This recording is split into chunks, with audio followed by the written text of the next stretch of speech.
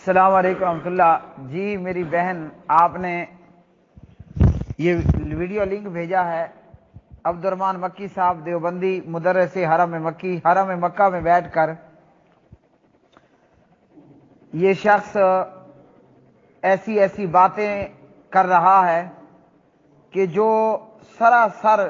شرک پر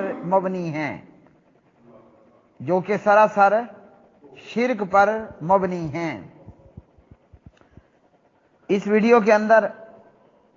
عبد الرحمن مکی دیوبندی ملتانی حجازی ایک واقعہ بیان کرتا ہے۔ کسی شخص نے ان سے سوال کیا کہ میری بیٹی مر گئی ہے اور میں دیکھنا چاہتا ہوں کہ وہ قبر میں کس حال میں ہے، تو اس تعلق سے انہوں نے ایک واقعہ سنایا اور اس واقعے کے تحت بھی ایک واقعہ سنا دیا، اور یہ واقعات سراسر شرک پر مبنی ہیں۔ اور یہ شخص حرم مکہ میں بیٹھ کر ایسی گفتگو اور ایسے قصے کہانیاں بتا اور سنا رہا ہے جو کہ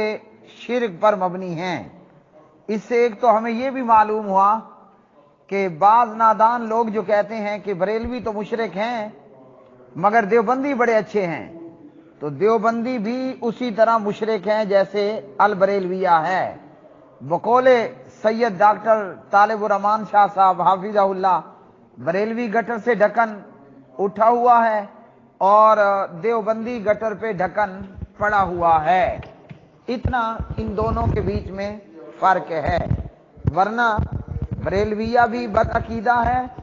اور دیوبندیہ بھی بد عقیدہ ہے۔ عبد الرحمن مکی اس ویڈیو کے اندر یہ کہتا ہے کہ ان کے چاچا مرحوم جب فوت ہو گئے، یعنی مکی صاحب کے چاچا مرحوم، میت کے لیے لفظ مرحوم کا ورڈ یوز کرنا یہ درست نہیں ہے، اس لیے کہ مرحوم بمعنی رحم کر دیا گیا اور ہمیں نہیں معلوم کہ کس پہ رحم ہوا یا کس پہ رحم نہ ہوا، تو اس لیے لفظ مرحوم درست نہیں ہے۔ ابن باز رحمہ اللہ فتاوی اسلامیہ۔ اس کے بعد یہ دیوبندی مولوی عبد الرحمن مکی کہتا ہے کہ ان کے چاچا جب فوت ہوئے، بقول مکی چاچا مرحوم جب فوت ہوئے تو مکی صاحب کے والد کو بہت اس کے تعلق سے شدت کے ساتھ غم تھا، اور عبد الرحمن مکی کے والد کا نام جو انہوں نے بتایا خیر محمد، کہا کہ میرے والد کو اپنے بھائی یعنی میرے چچا کی وفات پر بڑا غم تھا، تو میرے والد نے اپنے استاد کو خط لکھا، اور عبد الرحمن مکی کے والد کے استاد کا نام بتلایا میاں اصغر حسین۔ انہیں خط لکھا کہ جن کو کشف قبور کے متعلق جو ہے وہ ملکہ حاصل تھا۔ مکی کہتا ہے کہ وہ عالم بھی تھا اور عامل بھی بہت بڑا تھا، اور مکی کے والد کے استاد میاں اصغر حسین کو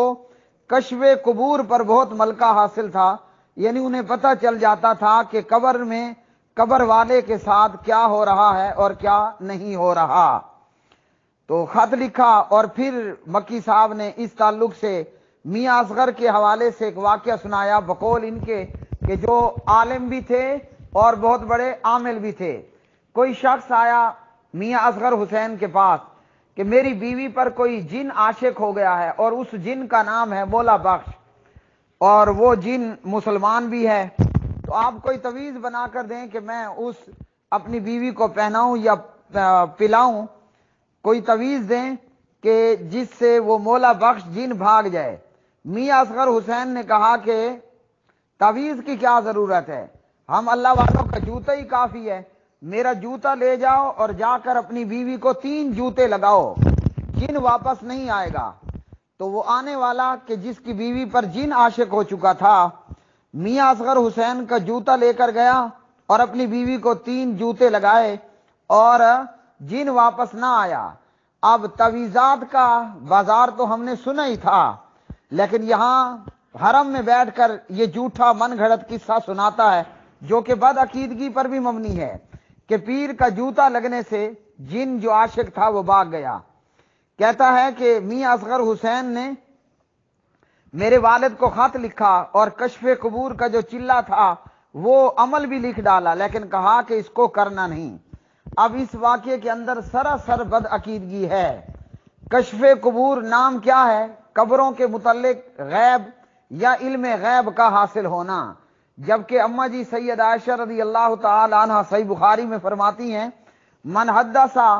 ان رسول اللہ صلی اللہ علیہ وسلم یعلم الغیب، کہ اگر کوئی شخص تم سے یہ بیان کرے کہ نبی علیہ السلام غیب جانتے ہیں، فقد کذب، تو یقیناً اس نے جھوٹ بولا۔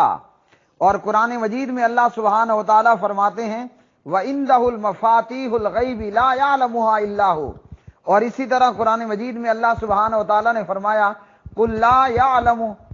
مَنْ فِي السَّمَاوَاتِ وَالْأَرْضِ الْغَيْبَ إِلَّا اللَّهُ، کہ غیب کا جاننے والا صرف ایک اللہ ہے۔ تو اس بیان سے ان دیوبندیوں کی بھی بد عقیدگی کا علم ہوا